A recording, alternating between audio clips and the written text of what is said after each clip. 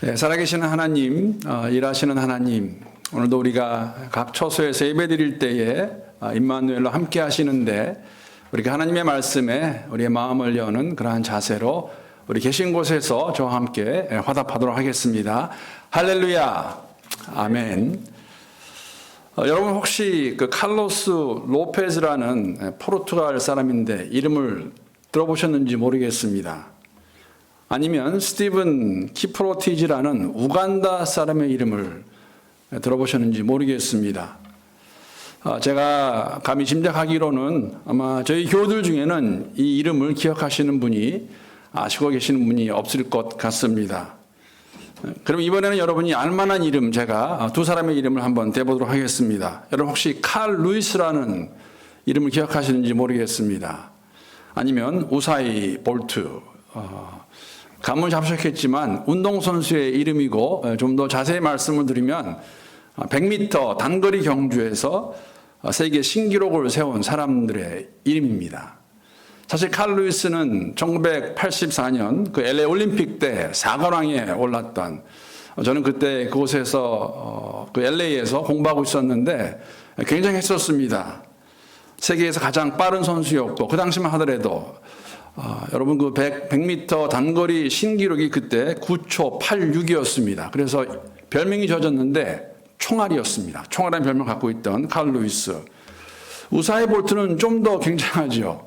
자메이칸 선수인데 2012년도 세계 신기록 세우면서 런던 올림픽에서 3관왕에 올랐던 사람이고, 이 사람이 세운 신기록은 100m 단거리 경주가 9초 63이었습니다.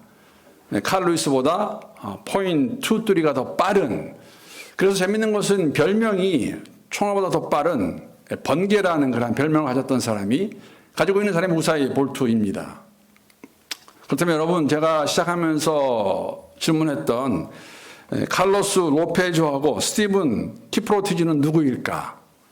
이 두 사람은 1984년도 LA 올림픽과 2012년도 런던 올림픽 때에서 마라톤 우승한 사람들의 이름입니다. 오늘 본문 7절을 보게 되면 우리의 삶을, 성도들의 삶을 다름질에 비유하고 있습니다. 이 다름질은 단거리가 아닌 마라톤인 것을 우리가 알 수 있는데, 고린도전서를 보게 되면은 이 다름질하는데 피니싱 라인이, 결승전이 보이지 않는 그러한 모습으로 저희들에게 알려주고 있는데, 마라톤을 100m와 같은 단거리를 달려가는 것이 아니라 마라톤을 다름질하는 걸 저희들이 보여주고 있고, 우리가 100m 물론 다 그렇지는 않겠지만 칼 루이스나 우사이 볼트와 같은 이름을 기억하는 것 같이, 그러나 마라톤 선수의 이름은 기억하지 못하는 것 같이 이 세상에 달려가는 우리의 믿음의 다름질도 사실은 사람들은 알아주지, 기억하지 못할 것입니다. 기억하지 못하는 것이 당연합니다. 왜 그럴까요? 왜냐하면 이 믿음의 다름질을 우리가 다 무사히 마쳤을 때에 우리가 달린 이 경주를 알아주고 또한 인정해 주실 분이 오직 하나님 한 분이시기 때문입니다. 여러분, 우리가 믿음의 경주를 달려갈 때에, 믿음의 다름질을 할 때에 꼭 기억해야 될 것이 하나가 있습니다. 그것은 다른 것이 아니라 이러한 믿음의 다름질 가운데 사단은 가만히 있지 않고 우리를 계속해서 공격해 올 것이라는 것입니다. 우리의 원수, 악한 자, 속이는 자는 우리를 여러 방면으로부터, 특히 우리가 연약한 부분을 집중적으로 공격하여서 우리를 넘어뜨리려고 달려들 것입니다. 우는 사자와 같이 우리에게 달려올 것이라는 것입니다. 이러한 사단의 공격, 생활 속에서 실질적으로 우리가 당하는 것들도 있겠지만 어떤 것들은 우리의 믿음의 근본을 흔들 수 있는 그러한 공격임을 저희들이 갈라디아서를 공부하면서 알게 됩니다. 여러분, 갈라디아서를 우리가 묵상하면서 계속 느끼게 되는 감정이 있다면 어떤 것일까요? 갈라디아 교회 성도들이 이러한 공격을 받았습니다. 그리고 그 가운데에서 그 결과로 넘어진 지체들이 있었다는 것입니다. 어떤 공격이었습니까? 거짓 교사들의 잘못된 가르침으로 인하여서 성도들이 미혹되어서 거기에 빠져서 시험에 들어서 진리로부터 떨어져 나간 것을 저희들에게 보여주고 있습니다. 분명히 사도 바울은 하나님의 은혜로 말미암아 구원을 얻은 것을 말하고 있는데, 이 다른 복음이 들어와서 이단적인 가르침입니다. 유대주의적 할례와 율법 준수를 주장하는 가운데 그들로부터 진리로부터 멀어지게 하여서 멸망의 길로 가고 있는 것을 저희들에게 보여주고 있는 것이죠. 상당히 안타깝고 마음 아픈 일입니다. 여러분, 올림픽 경기 가운데 110m 허들 경기가 있습니다. 110m를 달리는데 10개의 허들, 장애물이 나오는 것이죠. 허들 경기에서 장애물이 나오는 것은 넘어지라고 가둬놓은 것이 아니라 넘어가라고 있는 것입니다. 믿음의 다름질도 다르지 않습니다. 우리가 끝까지 믿음의 다름질을 달려갈 때에 우리 앞에는 이 수많은 허들들이 있다는 것이죠. 아마 셀 수 없을 만큼의 장애물들이 우리 앞에 나올 것입니다. 근데 넘어지라고 있는 것은 아닙니다. 넘어가라고 있는 것이죠. 물론 사탄은 이것을 매니플레이트 하여서 이걸 조작하고 이용하여서 우리를 넘어뜨리려고 할 것입니다. 우리를 주로부터 멀어지게 하려고 할 것입니다. 그런데 믿음의 사람들 가운데 이러한 허들들, 장애물들은 우리가 넘어갈 때에 우리의 믿음이 더욱더 주 안에서 견고하게 세워지는 것을 알 수 있습니다. 저는 여러분, 우리 코비드-19도, 우리가 지금 당면하고 있는 코비드-19도 이런 허들 중에 하나라고 생각을 합니다. 이 허들은 여러분, 어떤 한 개인이나 단체가 경험하고 있는 것이 아닙니다. 전 세계의 모든 사람들이 이 허들, 이 장애물을 지금 당하고 있습니다. 앞에 놓여 있는 것이죠. 물론 정도의 차이가 있고 체감 온도의 차이가 있지만 함께 모든 사람들이 동시에 맞고 있는 앞에 있는 것이 이 코비드-19라는 허들이라고 말할 수 있겠습니다. 코비드-19로 어떤 사람들은 넘어질 수도 있을 것 같습니다. 실족할 수도 있을 것 같습니다. 시험에 들 수 있을 것 같습니다. 그러나 우리에게 주시는 하나님의 은혜 가운데서 잘 넘어갈 수 있음을 저희들이 다시 한번 깨닫고 나아갈 수 있으면 좋겠습니다. 여러분, 우리가 게을러지고 나태해지는 것이 아니라 더욱더 열심을 내어서 우리의 믿음을 점검하고 이 허들을 우리 멜번 한인교회 모든 성도들이 잘 넘어갈 수 있기를 함께 기도합니다. 지금 갈라디아 교회 성도들에게는 이러한 허들이 그들 앞에 놓여졌습니다. 다른 복음이 침투에 들어와서 사도 바울이 그들에게 전해준 이 바른 복음으로부터 멀어져가는 일이 그들에게 있었다는 것입니다. 모든 성도가 그런 것은 아닙니다. 그 교회 성도들 가운데 허들을 넘지 못하고 이 거짓 가르침, 이 다른 복음의 영향으로서 예수 안에서 자유를 버리고 다시 종살이의 삶으로 돌아가고 있는 것을, 종의 멍에를 쥐고 있는 것을 사도 바울이 다시 한번 지적하면서 그들에게 책망하고 권면하고 있는 것 저희가 알 수 있는데, 율법으로는 의롭다함을 얻을 수 없었던 그들이 그리스도 예수 안에서 하나님의 은혜로 의롭다함을 얻었는데 왜 다시 그리로 돌아가는 것이냐, 왜 다시 멍에를 지려고 하는 것이냐 하는 사도 바울의 절규하는 그 말씀, 그 음성을 오늘 본문의 2절에 4절까지의 내용을 통해서 우리가 들을 수 있다고 생각합니다.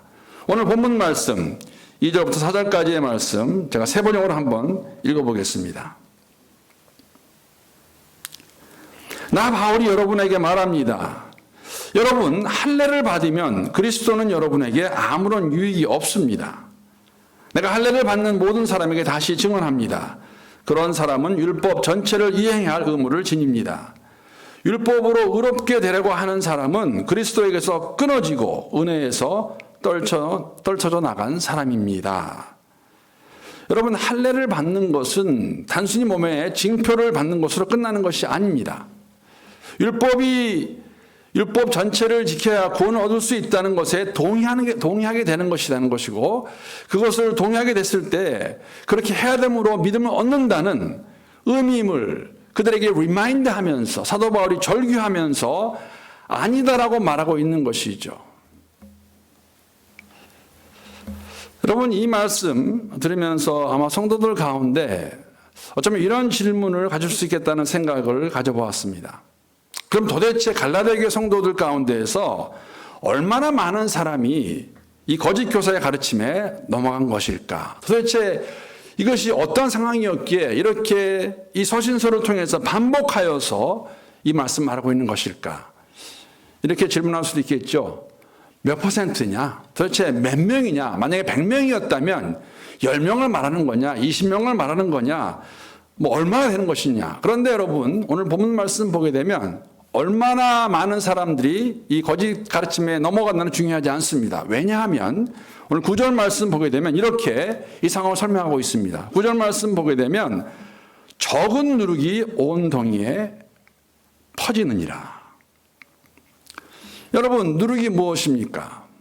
누룩이라는 것은 빵의 재료가 되는 밀가루에 사용하는 발효제입니다. 빵을 만들 때 비록 작은 양이지만 이것이 없으면은 빵을 만들 수 없습니다. 절대 필요하다는 것이죠. 지금 사도 바울은 이 거짓 교사들이 하고 있는 그 행동을 가르쳐서, 그 가르침을 가르쳐서, 그 짓을 가르쳐서 적은 누룩으로 설명하고 있습니다. 갈라디아 교회 공동체 안에 침투한 거짓 교사들의 숫자가 몇 명이 안 된다 할지라도, 아니 한 명인다 할지라도 중요하지 않습니다. 그들이 영향을 미치고 있는 것, 그들이 가르치는 것이 누룩처럼 온 공동체에 영향을 미추어서 성도들을 미혹하여서 파괴하고 있는 것을 저희들에게 말씀해주고 있기 때문입니다. 여러분, 만약에 그렇지 않았다면 사도 바울이 서신서를 통해서 이렇게 반복해서 강하게 책망하고 그들에게 이러한 말씀을 쓰고 있을 것일까? 여러분, 사실 오늘 본문 말씀 보게 되면 이것이 어떤 영향을 미쳤나를 저희들이 짐작할 수가 있습니다. 15절 말씀 보게 되면 이렇게 기록하고 있습니다. 제가 15절 말씀도 한번 세 번역으로 읽어보겠습니다. 그런데 여러분이 서로 물어뜯고 잡아먹고 하면 피차 멸망하고 말 터이니 조심하십시오. 여러분, 굉장한 무서운 경고의 말씀입니다. 그리스도 예수 안에서 은혜 가운데 하나님을 알게 되었고 그 하나님을 아버지라 부르는 가족의 일원이 되었습니다. 형제 자매입니다. 그런데 이들이 지금 서로 물어뜯고 잡아먹고 하는 그러한 관계로 번해버린 것을, 그러한 관계로 되어가고 있는 것을 15절에서 우리들에게 말씀해주고 있는 것이죠. 당시의 상황입니다. 근데 사실 여러분, 이상하지도 않습니다. 왜 그렇게 되었을까? 왜냐하면 사도 바울은 이미 자신과 갈라디아 교회 성도들의 관계를 통해서 이렇게 어떻게 변했나를 말씀해 주었기 때문입니다. 지난주에 나눈 말씀인데 여러분 기억나실 겁니다. 이전에는 사도 바울이 갈라디아에서 복음을 전할 때 그들의 관계는 할 수만 있다면 눈이라도 빼어줄 정도의 그러한 아주 친밀하고 가까운 사이였는데 이제는 원수로 변한 것을 원수와 같은 사이로 변했다는 것을 사도 바울이 이미 말을 했습니다. 여러분, 이거는 사도 바울과 갈라디아 교회 성도들의 관계뿐만 아니라 갈라디아 교회 성도들 가운데서도 그 지체들 가운데서도 이런 관계로 변해버린 것을 저희들에게 보여주고 있는 것이죠. 서로 물어뜯고 잡아먹는 사이로 그들의 관계가 변한 것을 저희들에게 보여주고 있습니다. 보여주고 있는 것입니다. 왜 그렇게 되었을까? 이 모든 것의 문제는 이 거짓 교사들이 가르친 잘못된 가르침입니다. 할례를 받아야 된다. 율법을 지켜야 된다. 그대로 방치해두면 서로 물어뜯고 잡아먹는 가운데 멸망할 것임을 사도 바울이 경고하고 있습니다. 여러분, 저는 이번에 갈라디아서를 묵상하면서 또 말씀을 준비하면서 사도 바울의 심정을 조금은 더 자세히 살펴보는 그러한 기회가 되었던 것 같습니다. 이런 생각이 들었습니다. 갈라디아 교회 성도들이 이 잘못된 가르침으로 인해서 지금 멸망의 길로 가고 있는 것, 그것을 듣는 가운데 그의 마음 가운데는 상당한 부담과 책임감이 들었던 것 같습니다. 비록 자신이 갈라디아에서 복음을 전할 때에는 주님께서 그에게 주신 그 복음, 바른 복음을 전했습니다. 그래서 교회가 세워졌습니다. 그런데 얼마 지나지 않아서 그랬음에도 불구하고 다른 복음이 들어와서, 거짓 복음이죠. 거짓 교사들, 거짓 형제들이 침투에 들어와서 할례를 받아야 한다, 율법을 지켜야 한다, 그런 것으로부터 미혹되어서 성도들이 넘어지고 교회가 혼란한 상태에 빠진 것을 들었을 때 사도 바울의 마음 가운데에서는 야, 내가 무엇을 잘못한 것이 무엇이 있는 것인가? 왜 그들에게 전한 복음이 다른 복음을 전했는데 이러한 상태로 변해버린 것일까? 그러한 상황 가운데서 정말 안타까운 마음으로 그들을 자녀와 같이 보는 마음으로 반복해서 강하게 그들에게 이 서신서를 쓰고 있는 것을 느낄 수가 있었습니다. 여러분 오늘 본문 말씀 보게 되면 참 자유는 오직 믿음으로 주어지는 것을 사도 바울이 다시 한번 강조합니다. 오늘 5절 말씀입니다. 새 번역입니다. 그러나 우리는 성령을 힘입어서 믿음으로 의롭다고 하심을 받을 소망을 간절히 기다리고 있습니다. 성령의 일하심으로 믿음으로 의롭다함을 얻었습니다. 동일한 성령의 도움으로 온전히 의롭다함을 얻을 때까지 다람쥐를 잘할 수 있다고 그가 말하는데, 할례를 받게 되면 이 모든 것이 무의미해지는 것을 사도 바울이 설명하고 있는 것입니다. 사실 여러분, 사도 바울은 믿음으로 얻은 참 자유의 의미와 그 실질적인 모습이 어떠한 것인가를 오늘 본문 6절에서 이렇게 설명합니다. 6절 말씀 보게 되면 그리스도 예수 안에서는 할례를 받거나 안 받는 것이 문제가 되는 것이 아닙니다. 가장 중요한 것은 믿음이 사랑을 통하여 일하는 것입니다. 바른 복음을 듣고 그리스도 예수 안에서 참 자유를 그들이 얻었다면 사실 공동체 안에서 그 참 자유를 얻은 것의 모습이 무엇이냐면 서로를 사랑하는 모습으로 나타나는 것이죠. 그래서 이러한 사도 바울이 갈라디아 교회 성도들 향한 이 말씀을 가지고 우리 스스로에게 다시 한번 질문할 수 있는 것이 무엇이냐면, 우리 멜번 한인교회 성도들은 참 자유를 누리고 있는 것인가? 참 자유를 누린다는 것이 무엇인가? 참 자유를 누리는 모습이 어떠한 모습일까를 오늘 본문을 통해서 함께 생각해 보기 원하는 것입니다. 여러분, 우리가 먼저 다시 한번 꼭 기억해야 될 것이 있습니다. 하나님께서 우리를 부르신 이유를, 우리를 택하신 이유는 우리가 예수 안에서 참 자유를 누리기 위해서 부르셨다는 것입니다. 참 자유는 성령의 힘으로 믿음으로 의롭다함을 얻은 우리에게 주어진 하나님의 선물입니다. 하나님의 자녀들만이 누리는 특권이라는 것이죠. 여러분, 에베소 2장 8절 9절의 말씀 다 기억하실 것입니다. 암송하시는 분도 계십니다. 너희는 그 은혜로 인하여 믿음으로 말미암아 구원을 얻었나니 이것이 너에게서 난 것이 아니요 하나님의 선물이라. 행위에서 난 것이 아니니, 율법을 지킴으로 얻은 것이 아니니, 무엇을 함으로 얻은 것이 아니라 하나님 주신 것이라고, 자랑하지 못하게 하기 위해서 우리에게 주신 것이라고 말씀하고 있습니다. 그렇기 때문에 여러분, 갈라디아서의 문맥 속에서 참 자유의 반대가 있다면 그것은 할례입니다. 몸의 징표를 받고 율법을 지키는 것, 이것이 반대가 되는 것입니다. 우리는 하나님께서 주신 은혜 가운데 이러한 것들을 떨쳐버리고 나가야 되는데, 왜 할례를 받아서 다시 종의 멍에를 짊어지고 가라는 것이냐, 노예의 멍에를 짊어지고 가는 것이냐, 왜 율법을 지키려고 하느냐라고 사도 바울이 다시 그들에게 반문하고 있는 것, 율법이 요구하는 곳으로 왜 다시 들어가려고 하냐고 사도 바울이 그들을 책망하며 반문하고 있는 것입니다. 사실 여러분, 우리가 할례가 무엇인지 바로 이해하고 율법이 무엇인지 바로 이해한다면 이 갈라디아 교회 성도들이 있었던 그러한 잘못된 모습으로부터 벗어날 수 있을 것입니다. 할례는 여러분, 하나님께서 아브라함과 언약을 맺으신 이후에 언약의 징표로 하라고 명령하신 것입니다. 할례를 받은 사람들은 하나님의 자녀로서, 하나님의 백성으로서 율법을 지켜야 하는 의무와 책임이 주어진 것 맞습니다. 율법은 언약을 맺은 그 하나님께서 어떠한 분인가를 바로 알도록 그들에게 가르치기 위해서, 그들에게 도움을 주기 위해서 주어진 것이 율법입니다. 의미는 여러분, 율법을 지킴으로 의롭다함을 얻는 것이 아니라 하나님과의 언약 가운데서 하나님 앞에 나아갈 수 있는 그 신분을 가지고 의로운 사람으로서 하나님이 어떠한 분인가 알기 위해 도와준 것이 율법이라는 것이죠. 율법을 지킴으로 의롭게 되는 것은 절대 불가능한 일이 아닙니다. 절대 불가능한 일입니다. 가능한 일이 아닙니다. 이것을 깨닫고 하나님 앞에 나아가서 하나님의 자비와 은혜를 구하는 것, 구약에서는 이것을 헤세드라고 말하고 있는데, 그 하나님의 헤세드에 의지해서 그들에게 주어진 하나님 나라의 백성으로 여정을 걸어갈 수 있도록 주신 것이 율법이었는데 이스라엘 백성이 이것을 놓치고 말았습니다. 그래서 그들에게 주신 약속이 무엇이냐면 메시아입니다. 예수 그리스도라는 것이죠. 이 문제를 해결하기 위해서 하나님께서 우리에게 예수를 주셨습니다. 예수의 성육신과 십자가의 죽음이 이 문제를 해결하였습니다. 이 복음을 그들에게 전한 것이죠. 은혜로 구원을 얻었다고 그들에게 말합니다.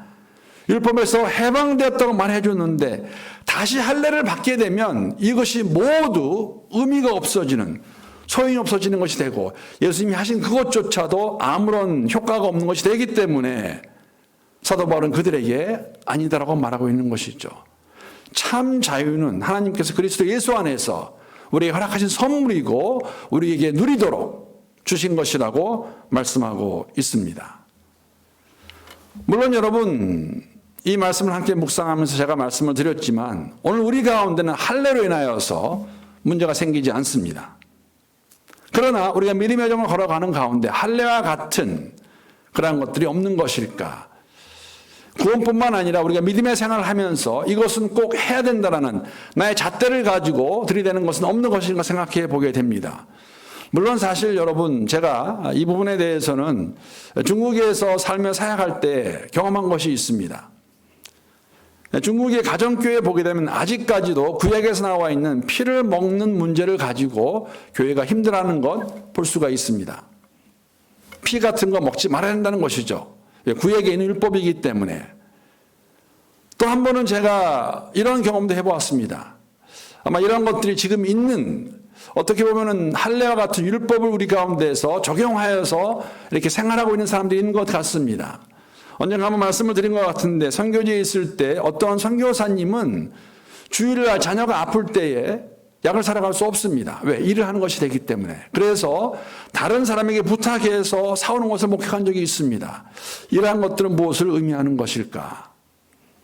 우리가 진정으로 그리스도 예수 안에서 참 자유를 누리고 있는 것일까? 여러분, 이 땅에 교회가 세워진 지 2000년이 지났습니다. 2000년이 지나면서 교회가 세우는 전통들이 많이 있습니다. 사실 교회의 전통이 성경의 권위와 동등하다는 것을 우리가 볼 수 있는 것은 캐톨릭 구교의 모습에 볼 수가 있는 것이죠. 맞지 않는 것입니다. 성경의 말씀과 교회의 전통은 동등한 위치에 권위를 부여받을 수 없다는 것이죠. 하나님 말씀 안에서 우리가 얻은 자유함이 무슨 의미인 것인가? 우리는 정말 그리스도 예수 안에서 참 자유를 누리고 있는 것인가? 예수님만이 진리이시고 그 진리를 믿는 여러분과 저는 참 자유를 누리고 살아가는 것이 성경에서 말하고 있는 것입니다. 진리가 우리를 자유롭게 하겠다고 말씀하셨습니다. 우리가 자유롭게 된다는 것은 죄책감으로부터 벗어난 것을 말하고 있고 죄의 대가로부터 해방받은 것을 의미하고 있습니다. 죄의 파워로부터, 죄성으로부터 우리가 얽매이지 아니하고 성령께서 함께 하시는 가운데 우리의 시작도 성령이신데 이 여정도 다름질도 그 안에서 할 수 있음을, 참 자유함을 가지고 자유롭게 갈 수 있음을 저희들에게 말씀해 주고 있습니다. 그런데 왜 다시 율법으로 돌아가려고 하느냐? 왜 할례를 받으려고 하느냐? 그렇게 되면 멸망할 것임을 저희들에게 말해주고 있습니다. 진리가 아닌 것이 들어와서 그것을 믿고 그것을 따르게 되면, 그것을 프랙티스하게 되면 본질이 아닌 비본질인 것들이 우리의 마음을 다스리게 되면, 그것이 우리의 삶 가운데, 공동체의 삶 가운데 있게 되면은 오늘 있는 말씀과 같이 서로를 물어뜯고 잡아먹고 피차 멸망하게 될 것을 저희들에게 말씀해 주고 있는 것입니다. 참 자유는 그리스도 예수 안에서 은혜 가운데 우리에게 주신 하나님의 선물입니다. 진리신 그리스도 예수 안에서 여러분과 제가 누릴 수 있는 특권임을 저희들에게 말씀해 주고 있습니다. 그러기에 이 참 자유를 가지고 여러분, 우리가 꼭 기억해야 될 것이 무엇이냐면 이 참 자유는 우리의 욕망을 만족시키고 그것을 이루라고 주신 것이 아니라는 것입니다. 율법을 지키지 않아도 된다. 그 말씀을 가지고 내가 원하는 대로 마음대로 할 수 있다. 이것은 예수 안에서 얻은 참 자유를 바로 이해하지 못하고 방종으로 살아가는 모습이라고 말할 수 있겠습니다. 왜냐하면 우리에게 주신 참 자유는 우리가 원하는 것, 내가 이루기 원하는 것을 마음대로 하라는 것이 아니라 책임과 의무를 가지고 교회 안에서 주님이 원하시는 그 복음 안에서 교회를 서로 세워가라고 주시는 것이라는 것이죠. 사실 여러분, 오늘 그 갈라디아서의 말씀 함께 나눈 내용이지만 이 거짓 교사들의 이 할례와 율법을 주장하는 가르치는 이유가 무엇이었냐면 그들의 욕망을 이루기 위해서 주신 것임을, 그들의 욕망을 채우기 위해서 했던 것을 저희들이 기억하고 있습니다. 자신들의 생각과 마음을 충족하기 위해 이것을 전파하여서 그들로 하여금 자신들에게 충실하게 하여서 자신들이 주도권을 가지고 교회를 마음대로 움직이기 원했던 것을 저희들이 알 수가 있는 것이죠. 이것은 방종입니다. 자신들의 것을 이루어가는 것을 말하고 있는 것이죠. 여러분, 이러한 모습은 저희들이 교회 안에서 오늘도 많이 볼 수가 있습니다. 방종하는 모습이죠. 잘못하고 죄를 지어놓고 성도들을 힘들게 해놓고 성도를 시험 들게 해놓고 나중에 그냥 미안하다라는 말 한마디로 끝나는 것은 방종입니다. 잘못된 모습입니다. 하나님 우리에게 주신 은혜를 바로 이해하지 못하고 은혜를 남용하는 것이죠. 하나님의 은혜는 여러분 그리스도 예수 안에서 대가를 치르신 은혜입니다. 아들이 십자가에서 돌아가신 사건은 엄청난 사건입니다.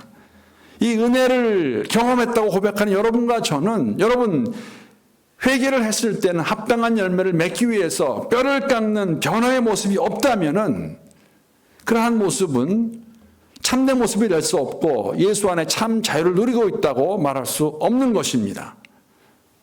이렇게 되면 결과적으로 서로를 물어뜯고 잡아먹는 그러한 결과를 가져오게 될 것임을 저희들에게 보여주고 있는 것이죠.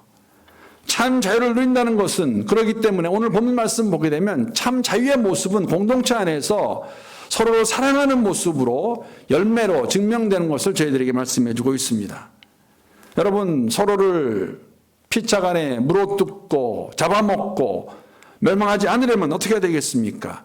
주신 그 자유를 가지고 내 욕망을 채우는 것이 아니라 내가 원하는 대로 마음대로 하는 것이 아니라 허락하신 공동체 안에서 서로를 사랑하는 모습이 참 자유를 가지고 있는 것이라고 참된 모습이라고 말씀해 주고 있습니다.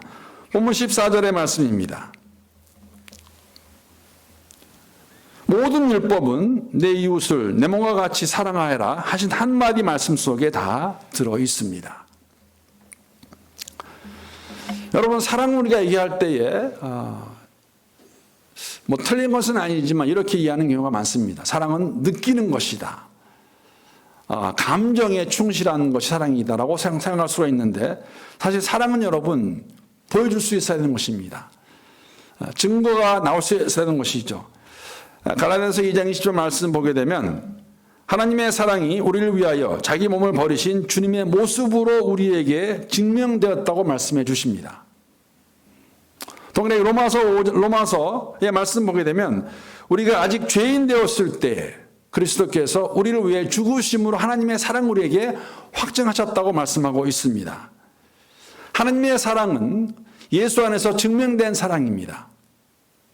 우리에게 보여주신 사랑이죠.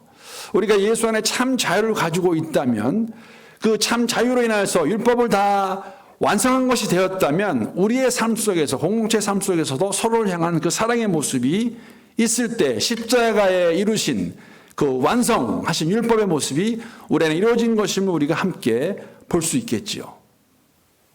십자가의 죽음은 율법의 완성이십니다. 이 율법의 완성을 이루신 예수께서 우리의 주인이십니다. 이 예수를 믿는다 고백하는 사람들이 모인 것이 교회입니다. 교회 공동체입니다. 우리 매번 한인교회, 주님의 교회입니다. 공동체 안에서 은혜로 받은 그 구원, 의로움을 얻은 우리의 삶의 모습이 말씀 안에 굳게 세워져서 서로를 향한 사랑으로 온전히 나타날 수 있는 이 어려운 시기에 세상이 우리를 보았을 때 부활의 소망 가운데 나아가는 사랑의 모습을 통해서 서로를 향한 사랑의 모습을 통해서 주님께 영광을 얻을 수 있는 그러한 삶을 살아낼 수 있는 우리 모두가 될 수 있기를, 그러한 교회가 될 수 있기를 우리 주님의 이름으로 축복합니다.